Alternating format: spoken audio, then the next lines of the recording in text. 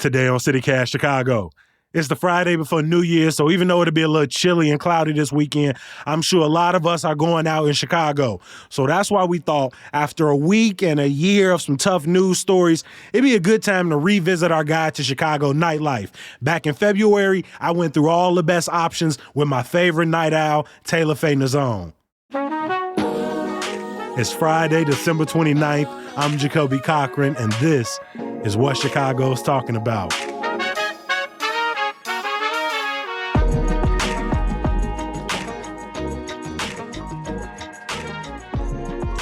Welcome back to CityCast, Taylor. Hey, thanks for having me back. No, we are excited to have you back. Full disclosure for listeners, I actually met Taylor out one night at a bar called Easy Does It in Logan Square. And that night, I realized that Taylor had a better handle on what was going on in Chicago. And as somebody who goes to, tends to stay inside a little bit, I needed someone to help guide me through what are all the options as we get back outside. So Taylor, I'm excited to have you here. Yeah, thanks for having me on. I know you're a homebody, so. So how would you grade Chicago's late night scene overall, having gone from everything from dive bars to late night diners? I would give Chicago 7.8. Mm-hmm. 7 point. I'm gonna need you to break that down for me, Keith Lee. 7.8. I'm giving it a 7.8 because the hard part is in the winter or overall. That's the question. In the winter, I would say in the winter, I'm giving it a 7.8. Oh, in the summertime, spring is summer. It's a 10. There's no place better to be in the world than Chicago in July. Are you kidding me? Because the hard part is Chicago is just not a place where people are really trying to be outside in the winter. They will be, and I'd be outside. There are other people there. The wintertime is maybe a good time for you to kind of check out the scene with, a little less bodies in the room, a little less body heat in the room. But by the time we get to late spring, early summer, we back at 10 out of 10 Chicago vibes. Period. And you kind of need to have your agenda down because them months going to run fast. Mm-hmm. You need to have all the rooftops booked already ahead of time. Period. Mm-hmm. Start prepping now. Get ready now. All right, well, let's get into this guy. Say that you've just finished pre-gaming at the crib with the homies, and y'all may be trying to decide what's the first spot you're going to go to. Maybe you want to go do a little dancing. What are a couple options you want to put CityCast listeners on? Okay, so if you want to go dancing, one spot is called Celeste, and so that's in River North. But at Celeste, there are 4 floors. All of them feature different music. Come it's all on, themed. I like that.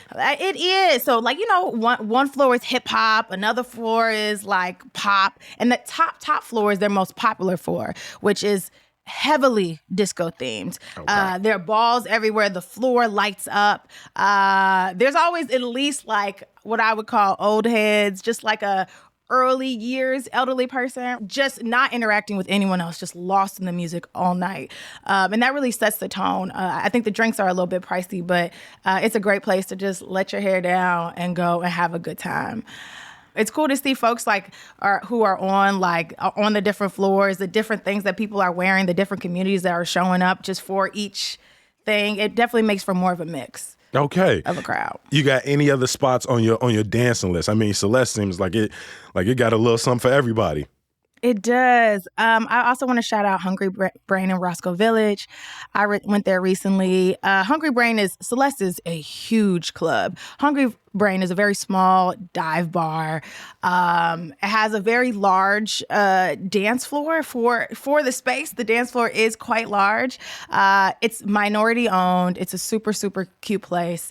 It's not there's nothing about that place that is buttoned up, nothing about that place that is stuffy. And I think when you talk about wanting to go dancing, part of that is you want to just let loose. You want to be free. And that is one of the places where you certainly can do it. Everybody is super nice. It's a judgment-free zone.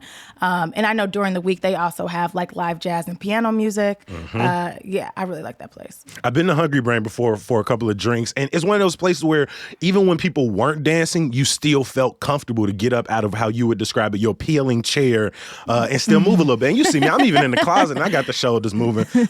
You got to. From your perspective, we we the home of stepping. We the home of footworking. When you go out, can Chicago dance? You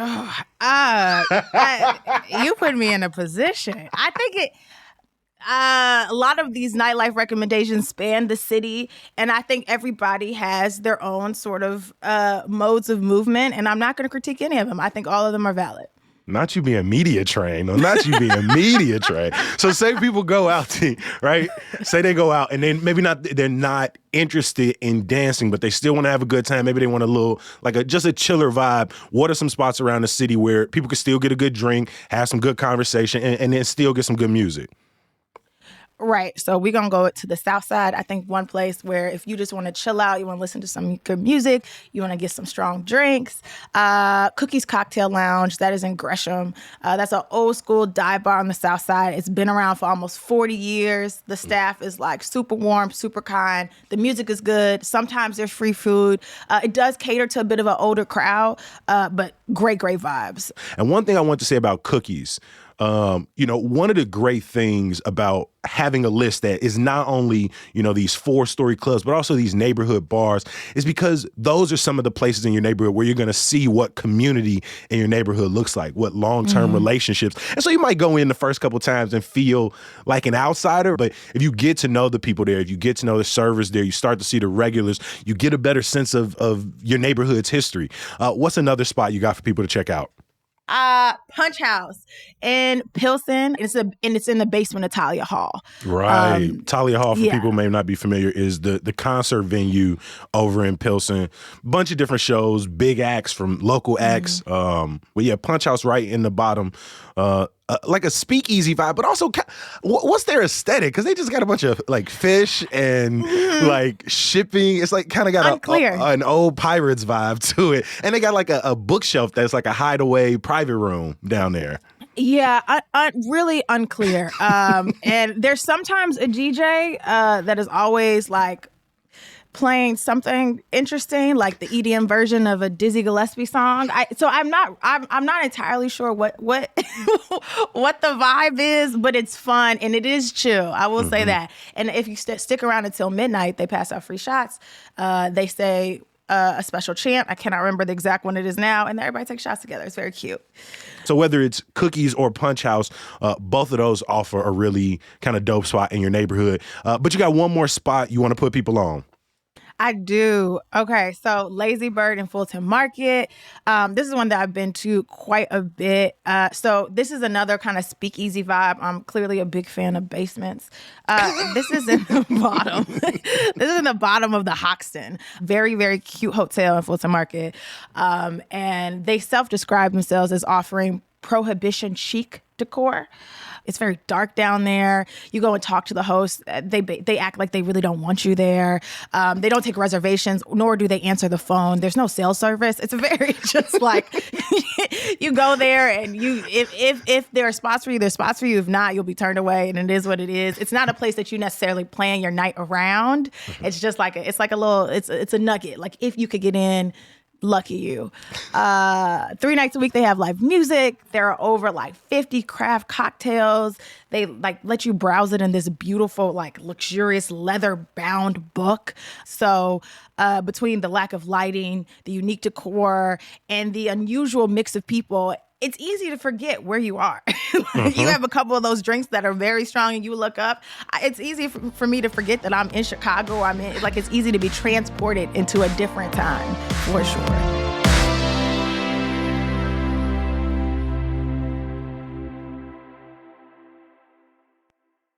We have to talk about some LGBTQ-friendly spots around the city. There's a lot of crossover here when we're talking late night, and you got some good picks on your list. What are a couple of them? Okay, so let's start with Club Crave. That's out in Blue Island, so right on the outskirts of the city. Southwest side. Southwest side. And so that is a queer club. And what I really like about that is, one, there aren't actually a lot of dedicated queer spaces on the South Side. And they offer lots of activities. So it's not just a place where you can go clubbing. It's also a place where during the week you can go for karaoke. And even on the weekends, they have drag shows. They have live shows with exotic dancers. They have bingo. Come on. I know. And the staff is incredibly welcoming and friendly. It's a great place to go for if you want to have a good time, but it's a little more relaxed than some of the other places on the list. I think I just said a lot about myself. You said karaoke, and I was like, okay. You said bingo. I was like, come on. He said, man. Come on, puzzle night, baby. That's what I'm talking about. You were just born a middle-aged man. You popped out 55 years old. This is who I am. Don't make fun of me. All right, so we got Club Crave. What's another spot that is, inclusive and comfortable for the queer community to visit? So we're going to stay on the South Side, and we're going to go with Small World Collective. And so Small World Collective travels around the city, and the parties that they host once a month, it's a space for all queer people, but there's a particular focus on Black, queer, and gender marginalized folks. And what I really, really appreciate about them is that they really lean into their values. And so, they make sure that everyone who is coming feels safe and supported. And they don't just say that. And they always make sure that their spaces are ADA accessible. And so if you are physically disabled in any way, they make sure that not only are the spaces accessible to you, they also have directions, again, that can be found on their website, on their Instagram, or you could call them, and they will walk you through how to access the space.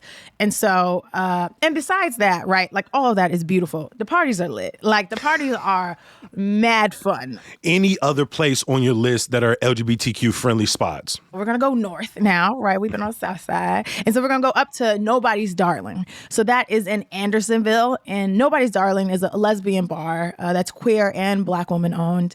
And what I really appreciate about this space is that it's one of the only nightlife spaces in the country for queer women. I think you were telling me about this not too long ago. How many Black lesbian owned bars are there? Black lesbian bars, I don't know. That number has to be, I know just across the country, it's less than 25 lesbian bars in general. There's this organization called the Lesbian Project that really works to empower folks who are trying to open lesbian bars around the country. And they talk about on their website how in 1980, there were about 200 lesbian bars in the United States. And now they're less than 25. And so it's a great spot. It also was nominated for a James Beard Award for the best bar program in the country. It is a really intimate space. It's very gay. It's wonderfully gay. And the place is named after this Alice Walker poem called Be Nobody's Darling. All right. So we have been out dancing. We done got a couple chill drinks in somebody's basement. At this point in the night, we probably need to eat something, right? We hungry. We hungry. So what are some of your favorite late night spots to get something quick? All right, so let's go West Side. Well, although people, I don't know, maybe that's a controversial. Humble Park, that's West. That's West. Come on. It's not West. It's not out West, but it's West. I lived in Austin though, so you know. You lived in Oak Park. Okay, I lived on the Oak Park and Austin border. All right, so you headed west from Lake Michigan towards Going west. Humble Park. And we're going to go to Humble Park, and we're going to go to Taqueria Wintiton. And so this is a tiny little hole in the wall that's open until 2 a.m. And what I love about this place is, first of all, the food is always fresh. The portions are large. But in particular, for all my folks out there that are like vegetarian, pescatarian, this is a spot where you can actually eat, right? Like most of the times when I go out to late night spots in particular, if I ask them if they have like any vegetarian, pescatarian options, usually they point me outside. You know, like there's grass, right? Like, what are you talking about? So this is a place where they actually have options for you. And so they have, you know, fish tacos. They have vegetarian tacos that are more than just like beans and lettuce. So that is a place that in particular too, for like all my non-meat eaters, that's a spot where you could actually eat. Come on. Moving from the taqueria, what's another spot that you got to stop by? Okay, so now we're going to go to South Loop. And I have to shout out White Palace Grill. They are the OGs. Seriously. White Palace Grill. So they've been open since 1939. And currently today, they're open 24 hours a day and 365 days a year. And you know, Chicago doesn't have a Waffle House. I got a lot of family down south. We do not have Waffle Houses. And this is the closest that you will get to a Waffle House. Mm-hmm. You know, in traditional diner style, the menu is overwhelmingly extensive. And you have the luxury of ordering anything from like a ribeye to a Polish to an omelet to whatever you want. But what is unique about White Palace Grill is that they deliver. And like, not just that they deliver, but I have yet to order White Palace Grill and be outside of their delivery radius. Like, so if and you at Hyde Park now, you was in Austin-ish. You done been at Hyde Park, you done been in Austin, you done been in Beverly, and they still pulling up on you. They still pull up. I mean, I have, so if it's like 5:45 a.m., 6 a.m., and you like, I really want a chili cheese dog, if you are anywhere in between like Kenwood to Wrigleyville, you will still, they will bring it to you. They will. And I really appreciate that. They saved me many a nights. For sure. So from a small hole-in-the-wall taqueria in Humboldt Park that will take care of you to White Palace Grill that got you 24/7, 365. We got some options. But I know there's a place real close to your heart, a favorite spot of yours that's open pretty late. What spot is that? That is Chi Cafe. Come on, in Chinatown. This is in Chinatown. They're open until 2 a.m. And this spot is just... So I will say, Chicago, I'm not going to say that we don't have diners.